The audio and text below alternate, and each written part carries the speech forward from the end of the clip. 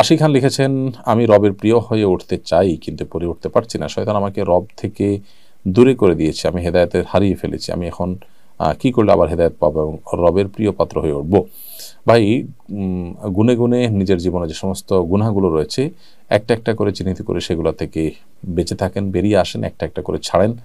আল্লাহর কাছে একটু যখনই দিলটা নরম হয় চোখের পানি ফেলে চিৎকার করে কাঁদেন, সাহায্য চান এবং বিশেষ করে ভোর রাতে তাহাজ্জুদের সময় উঠে আল্লাহ তাআলার কাছে দোয়া করেন, সহযোগিতা চান, আল্লাহ সাহায্য চান, সেই সাথে আমাদের সিজদাকে একটু দীর্ঘ করে লম্বা সময় ধরে সিজদায় থাকেন।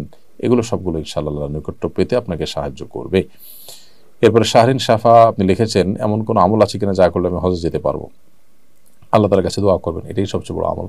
সেই সাথে নিজের সাধ্য অনুযায়ী যা আছে তা নিয়ে আপনি হজের জন্য প্রস্তুতি নেওয়া শুরু করে দেন। ইনশাআল্লাহ আল্লাহ সুবহানাহু ওয়া তাআলা সাহায্য করবেন। আস-সা'য়ু মিন্না ওয়াল ইতমাউ মিনাল্লাহ। চেষ্টা করা এটা আমাদের কাজ, আর এটাকে পূর্ণতায় পৌঁছানো সেটা আল্লাহ তাআলার কাজ।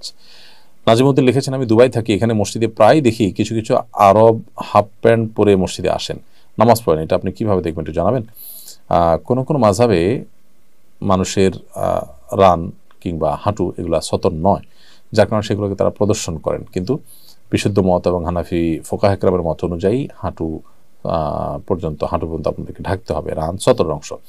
সেই জায়গা থেকে তো গুনাহগার তারা সন্দেহাতীতভাবে, আর একটা দৃষ্টিকটুও বটে। সেই জায়গা থেকে এরকম করা যাবে না। এমনকি তাদের মাযহাবে যদি এটা জায়েজ হয় তারপর এটা করা উচিত না। কারণ আল্লাহ সুবহানাহু ওয়া তাআলা বলেছেন, ইয়া বানি আদম খুযু যিনাতাকুম ইনদা কুল্লি মাসজিদ। হে আদম সন্তান, তোমরা প্রত্যেক সালাতের সময় তোমাদের শোভা সৌন্দর্য এটা তোমরা গ্রহণ করো। বিধায় শোভা সৌন্দর্য আমাদেরকে গ্রহণ করতে হবে এবং আমাদেরকে আল্লাহর ঘরে বা নামাজ যখন দাঁড়াবো তখন সুন্দর পোশাক আশাক পরতে হবে। হাফ প্যান্ট পরা এটা কোনো সুন্দর পোশাকের মধ্যে পড়ে না।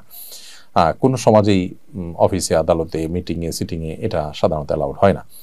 আমাতুল্লাহ আফরোজ আপনি লিখেছেন, শনিবার আর বুধবার নাকি নখ কাটা যায় না, এটা কি সত্য?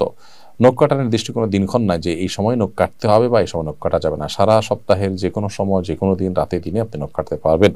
শুক্রবার নখ কাটাকে কেউ কেউ মুস্তাহাব বলেছেন, কোনো কোনো সালাফের আমল রয়েছে। এর বাইরে আসলে এটাকে সুন্নাহ বা ওই দিনই কাটতে হবে এমন কোনো বাধ্যবাধকতা নেই, আর নিষেধাজ্ঞা তো কোনো দিনের জন্যই নাই। বিধায় শনিবার বুধবারে নখ কাটা যাবে না মর্মে কথা যদি কেউ বলে থাকেন, সেটি নিছকই কুসংস্কার এবং দলিলবিহীন একটি কথা।